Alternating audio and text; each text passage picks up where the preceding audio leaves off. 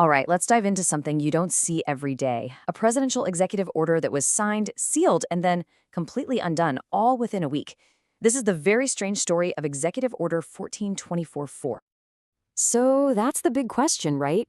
Why would the White House point the full power of the executive branch at a huge private company only to completely reverse course just a few days later? It's a real head-scratcher. To figure it out, we've got to look at the timeline. And when I say we need to look at the timeline, you're going to see just how fast this whole thing happened. It's kind of wild. Get this.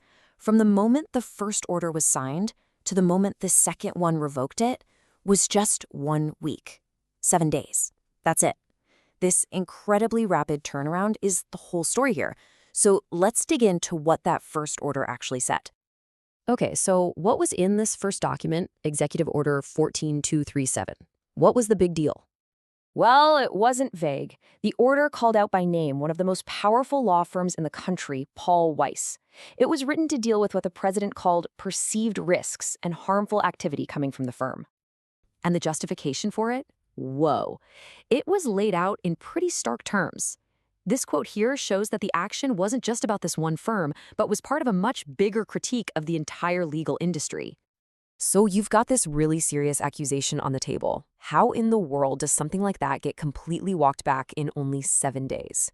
Well, according to the second order, the answer was a sudden and pretty major shift from the law firm itself. Yeah, the follow-up order, 14244, uses this exact phrase, a remarkable change of course. That language tells you something big happened behind the scenes, some kind of negotiation. And the order spells out exactly what those changes were. So step one was a specific acknowledgement. The document says the firm's change of heart started when they publicly acknowledged the actions of one of their former partners. But, it went way beyond that. The firm also agreed to some huge policy changes.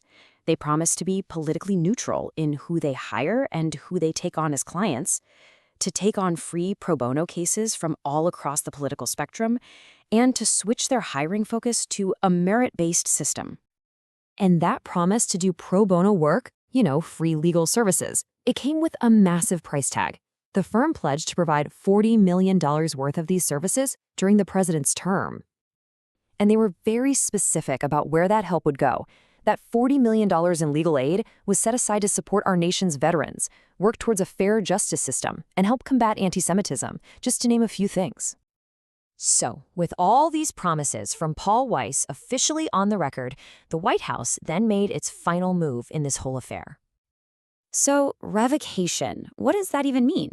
It's actually really simple. It's the official cancellation of something. It's like hitting the delete button. Poof, gone, as if it never even existed.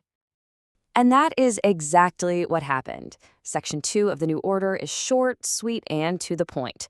It just says that the first order, the one aimed at Paul Weiss, is gone, revoked, and just like that, the whole conflict was over. But the document doesn't actually stop there. The final part sends a much broader message, and it's aimed at pretty much the entire legal profession. The order frames this whole thing not as a big fight, but as a resolution, something that should be seen as a really positive step forward. It basically presents this outcome as a template for how things could work. So the final takeaway here is pretty clear. The order wraps up by saying, hey, look at this as an example. If the legal profession puts its energy into causes that unify the country, that could be a powerful force for good for everybody. And that leaves us with this huge question, doesn't it? This whole week-long drama is a fascinating look at the dance between corporate policy and raw executive power. It makes you think about influence, about negotiation, and about power itself. Is this a new model for cooperation, or is it maybe a warning sign about just how far presidential power can reach?